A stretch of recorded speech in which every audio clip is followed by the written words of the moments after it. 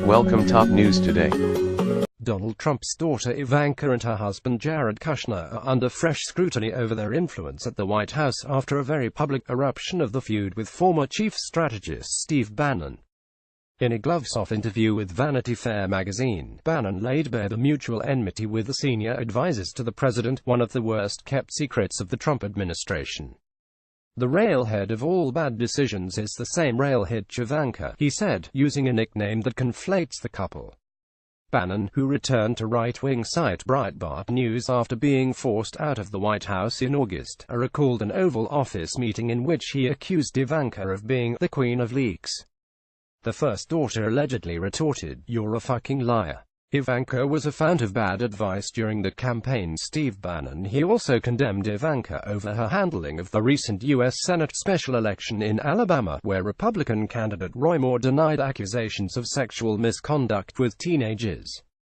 Ivanka said pointedly during the campaign, "There is a special place in hell for people who prey on children." Bannon, who supported Moore despite the allegations only to see him lose the Republican heartland to a Democrat, responded in the Vanity Fair interview, "What about the allegations about her dad and that 13-year-old, a reference to an unproven allegation from a California woman that Trump raped her as a teenager last year. The woman dropped a lawsuit making the claim. Trump has faced multiple claims of sexual misconduct and denies all of them." Bannon added to Vanity Fair, "Ivanka was a fount of bad advice during the campaign." As for Kushner, Bannon made little attempt to disguise his contempt. "He doesn't know anything about the hobbits or the deplorables," using two ironic terms for Trump supporters. It was Kushner who reportedly encouraged the president to fire FBI Director James Comey, a move that could come back to haunt him during the investigation into alleged collusion with Russia in the election campaign. Bannon said, "It's the dumbest political decision in modern political history, bar none. A self-inflicted wound of massive proportions." There was never much love lost between Bannon and Ivanka, as, like medieval courtiers, they competed for the ear of the president. Bannon, 64, has an unkempt appearance. One congressman recently remarked that he looks like a disheveled drunk, and grew up in a working-class Irish Catholic family in Virginia. He embodies Trump's instincts of insurgent nationalism and anti-globalization and has been accused of stoking anti-Semitism, which he denies. Kushner is Jewish and, at 36, from a different generation, with a clean-cut smartness that contrasts with Bannon's scruffiness. The scion of a New York property empire, he was previously a Democratic donor who mingled with the wealthy East Coast elites that Bannon despises. Ivanka, also 36, also belongs to the New York faction, and is seen as the favorite of Trump's 5 children. Liberal observers had expressed a hope that Ivanka would tame Trump's wilder impulses, but there have been constant disappointments. The president's decision to pull the U.S. out of the Paris climate deal was a notable victory for Bannon.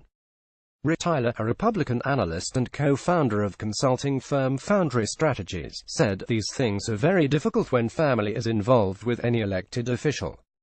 They have a different relationship with the principal and it's very difficult to work around if there's a problem. I don't know what Jared and Ivanka bring to the administration. Some said they were going to moderate the president and keep him presidential, but there's not much evidence of that. I think a lot of advice they provided to the president has not been good." Ivanka came under fire this week after promoting Republican sweeping tax reform, her father's first major legislative achievement. During a sycophantic interview by Fox News, which praised her for securing an increase in the child tax credit, she claimed, "I'm really looking forward to doing a lot of traveling in April when people realize the effect that this has. The vast majority will be doing the taxes on a single postcard." Critics were quick to point out the postcard was a publicity stunt and a promise that has not been kept. Steve Bannon left, and Jared Kushner listen as Donald Trump meets with members of his cabinet at the White House on the 12th of June 2017. Photograph Kevin Lamarca. Reuters. A headline in the Washington Post read, "Once again, Ivanka Trump shows off her cluelessness." Columnist Jennifer Rubin wrote, "She's a walking advertisement for the danger of nepotism, an exemplar of class privilege and a perfect representative for Republican no-nothingism. She was supposed to be the brains of the family and the moral ballast. Instead, she's a self-righteous enabler."